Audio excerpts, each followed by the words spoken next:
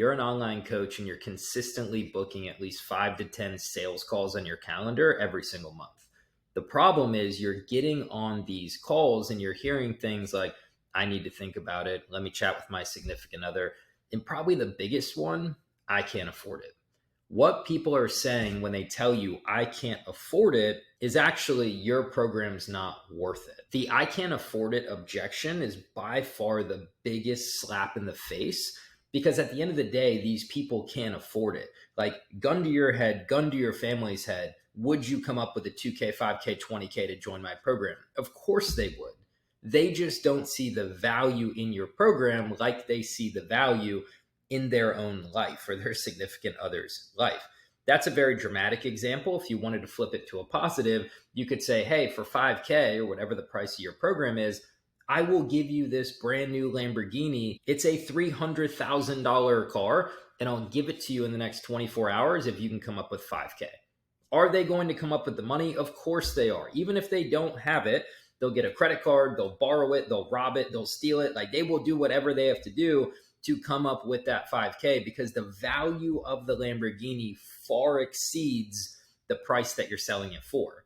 People buy when value exceeds price. So if you're getting the I can't afford it objection, people are just saying the value of your program isn't worth it. In order to stop getting that objection, there's many things that we can do, but the secret sauce is doing a better discovery. Discovery happens right in the beginning of your call after you do rapport and frame and pain. That's all 2 minutes or less. So by the end of minute 2, you're already diving into discovery, where you're asking intelligent questions to understand your prospect, their pain point, their challenges, their goals at the deepest level. That way, when you go to prescribe the solution at the end of the call, they actually believe you and they see the value in you and your program. So I was on a one-on-one call with one of my clients, and then I was on a group call with a bunch of my clients, and we did 2 different role plays centered around that objection of I can't afford it. Now, we want to be as proactive as possible in handling objections. We don't want to handle things reactively at the end of the call. We would much rather handle things proactively during the discovery phase to get through this objection. In the first role play that you're going to watch, this would be an example of me not doing a good discovery and the objection coming up at the end of the call of, that's just a lot of money, I can't afford it. And here's how I would have handled it. The second role play that you're going to watch would be me doing discovery and the prospect simply asking, what's the price?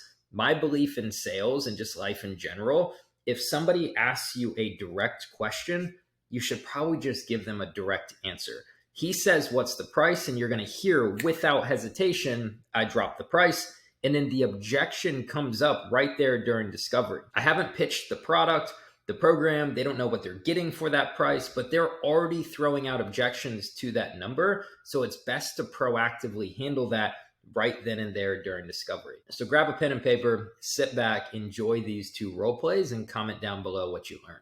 It just like really big commitment for me. What do you mean by big commitment specifically? I mean, 3,500, that's a lot of money.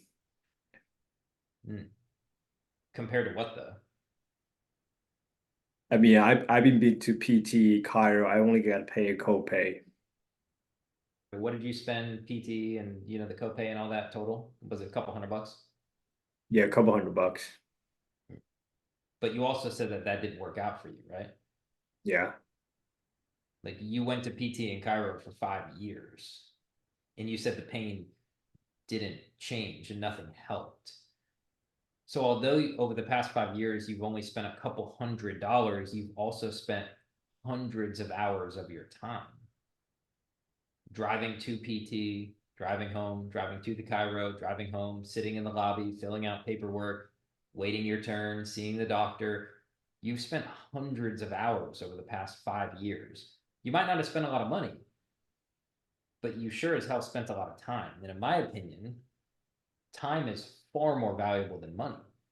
Like, you can go outside, you can find $5 on the ground, but you're never going to find 5 minutes. Time is the most valuable asset we have, and you've spent hundreds of hours on something that didn't work. Now I'm giving you the opportunity to spend more money but to get all your time back. Because in 12 weeks or less, we're going to reset and fix your lower back so you never have this pain again. You're comparing a few $100s to something that didn't work to now $3,500 to something that will work. It's not really apples to apples. Like, of course, it's more money. It's actually going to work. Does that make sense? Yeah, that makes sense. I mean, you can keep going on how you've been going on. You can keep spending a few $100s every couple months on PT and Cairo, but you're burning time. You're not only burning hundreds of hours of going and driving and sitting in the lobby and seeing the doctor, but you're burning years of your life with a lower back that's prohibiting you from living your life. So when is enough going to be enough? When are you going to draw a line in the sand and realize that it's time to reset your lower back and reclaim your life?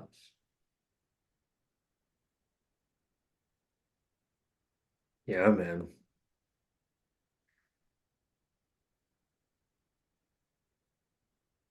You out of objections? That's awesome. Hey man, what do you do for work? I'm a bank manager. Cool. How long you been doing that? About 5 years. Nice. Do you like it? Yep. Nice. What do you make doing that? About 80K.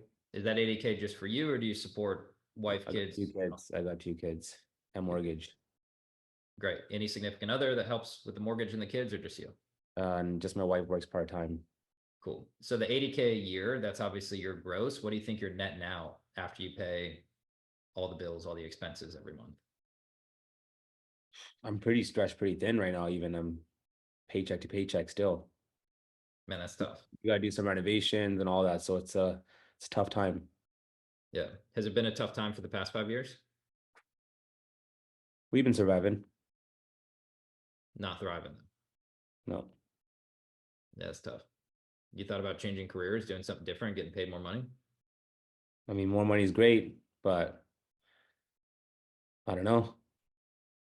I mean, it sounds like you're kind of just settling in your career. You're working a lot of hours. You're only making 80K. You're barely getting by. I mean, it sounds like you're kind of settling in your career, and that's kind of bled over. And now you've been settling in your health as well. Yeah. I mean, you think today's a day where you plant your flag in the sand and you say, I'm not living like this anymore, and we figure out a way to make it happen? Or you think you just keep going on like you've been going on and settling?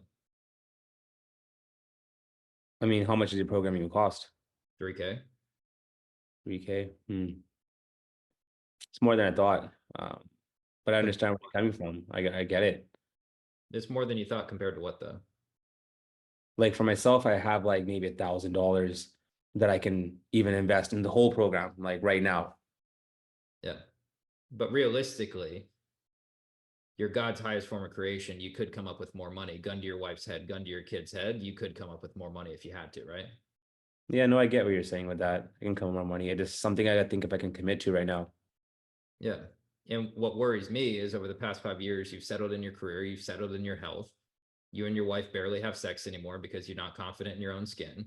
You don't feel good. You're not happy. So when is enough going to be enough? You're right. I get what you're saying. I just have to double check if I can make it work.